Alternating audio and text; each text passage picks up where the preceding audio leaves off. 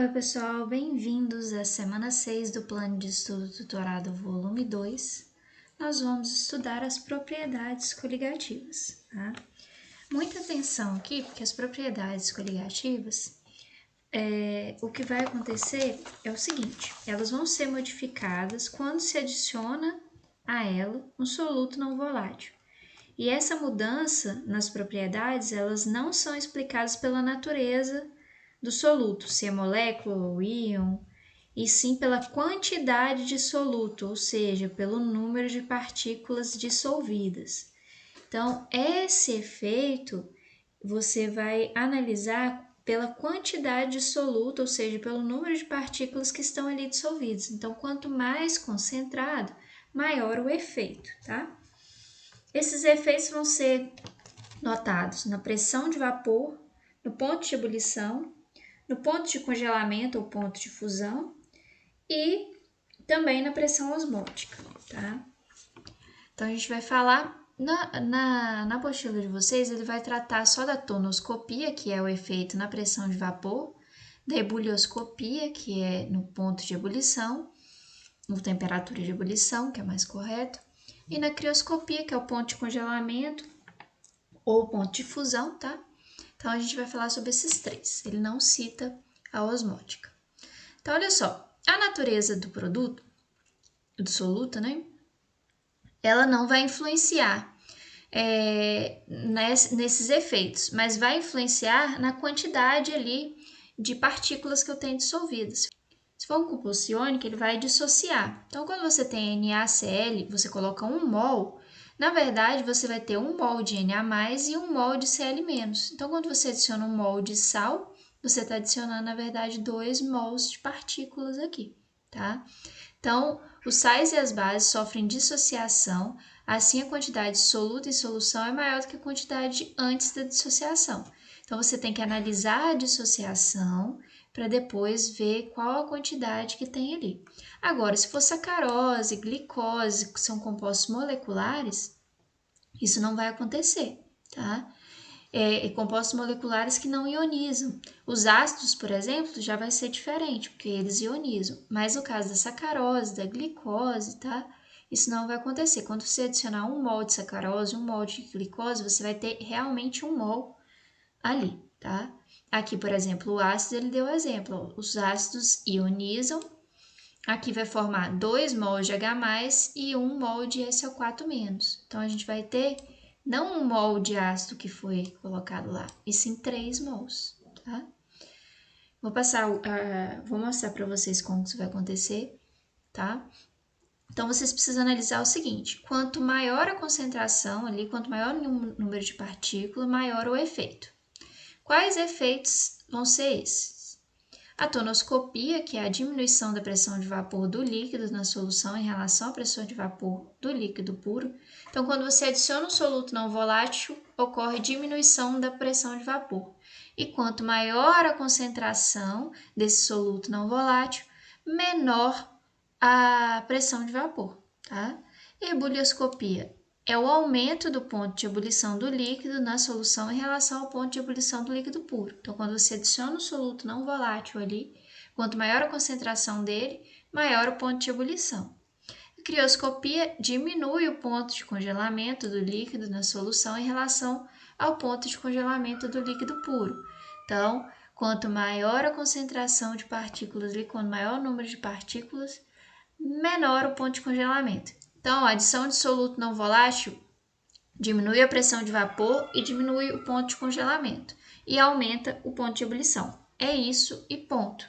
Tá? Aqui vai explicar para vocês como que funciona a tonoscopia, a ebulioscopia, tá? E aí vocês deem uma olhada. Mas o que vocês têm que saber é isso.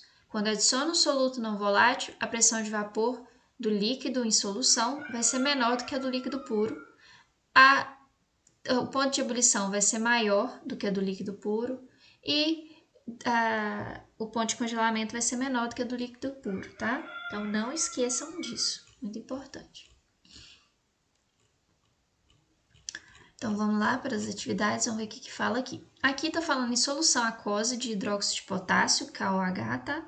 Cloreto de cálcio, SaCl2, e sacarose, que eu coloquei aqui para vocês, ó.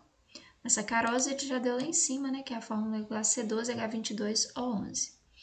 O que acontece quando eu tenho KOH?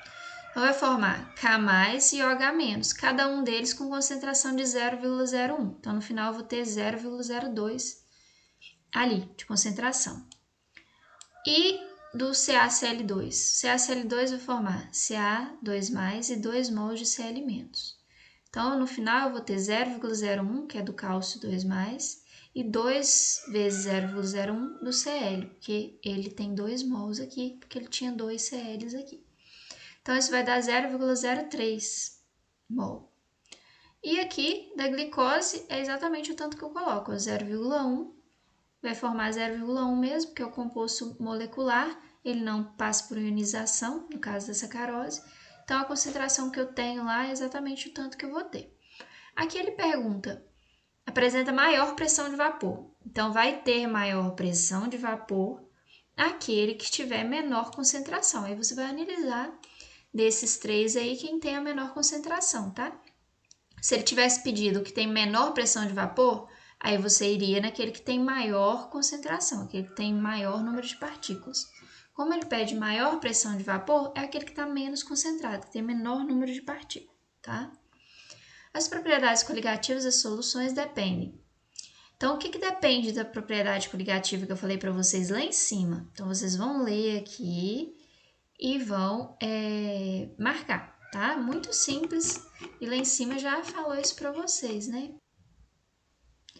Nas propriedades coligativas, trabalhamos com solutos não voláteis e, apesar da natureza do soluto não influenciar de forma direta nas propriedades, podem influenciar na quantidade de soluto.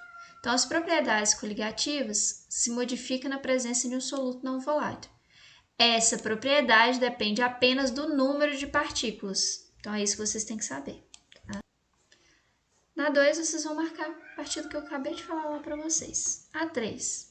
A adição de sacarose a 1 litro de água pura fará com que? Então, adicionou um soluto não volátil. O que acontece? Eu falei para vocês, a adição de soluto não volátil faz com que a pressão de vapor diminua, o ponto de ebulição aumente e o ponto de congelamento ou difusão diminua também. Aí vocês vão analisar aqui qual que está incorreta, tá? Bem simples. Quando a gente fala sobre ferver, né, a gente está falando de ebulição. Qual propriedade aqui trata sobre esse efeito de quando adiciona açúcar em água, que altera o ponto de ebulição? Vocês vão marcar aqui, pelo que a gente já viu lá em cima, né? São 3, né? Tonoscopia, ebulioscopia e crioscopia, né? Bem simples.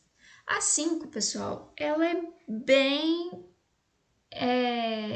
assim, relativa, vai depender da pesquisa de vocês. Então, vocês vão pesquisar as formas de fazer café, por exemplo, coador de pano, filtro de papel, tem prensa, tem aeropress, tem vários tipos de café, né? Expresso, enfim. Quantas xícaras de café um brasileiro poderá tomar em um mês e em um ano? Aí você vai analisar. Eu recomendo que vocês façam essa aqui de baixo primeiro, a partir do que ele deu lá, né, na página, vou colocar lá para vocês para mostrar, que na página 81 esse desafio.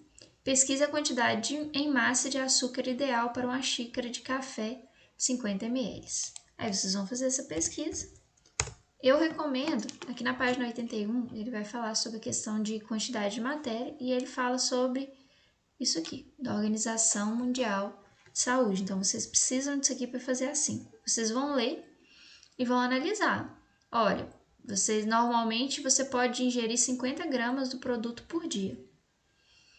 Considerando uma solução de café com 50 ml por xícara, qual a quantidade de concentração comum ideal?